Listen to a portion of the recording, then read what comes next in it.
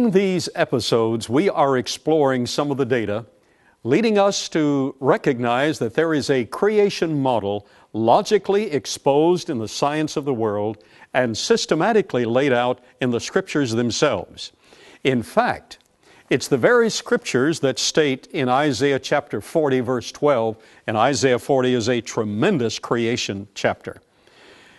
That chapter states in verse 12, "Who hath measured the waters in the hollow of his hand, and meted out heaven with a span, and comprehended the dust of the earth in a measure, and weighed the mountains in scales, and the hills in a balance? Who hath done this?"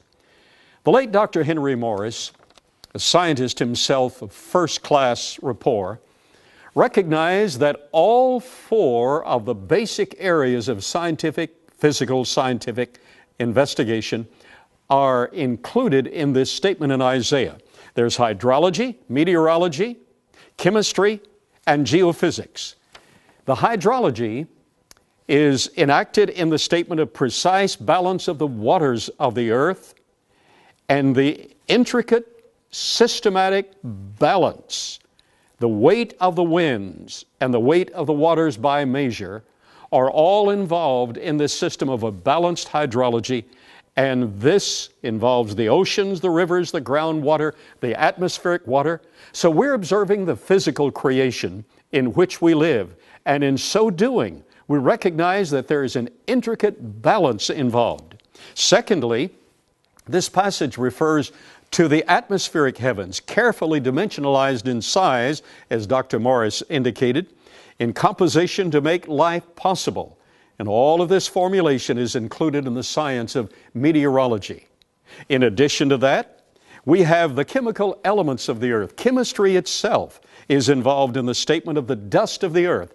In fact, man, with the incredible balance of wisdom, insight, and a balance of aggression to understand what's in the heavens, involved in the chemistry of the brain, all of this had to be placed systematically so that the God of the universe, retaining first place, would be reflected in the thoughts and intents of the man that was right with that God of the universe. So the chemistry, the psalmist said, David said later, it was David who said, at an incredible time, he said, "We're fearfully and wonderfully made of the lowest elements of the earth."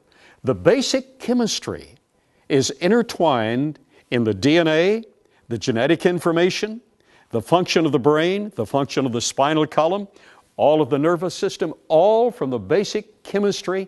Yet that chemistry had to be vitalized, had to be brought to a state of excitation in order for the bonds to work in an organic composition. So here we have the chemistry, that's the third science. And finally, we have the geophysics involving the mountains and the hills, the continents and the earth basins. So the question is peered.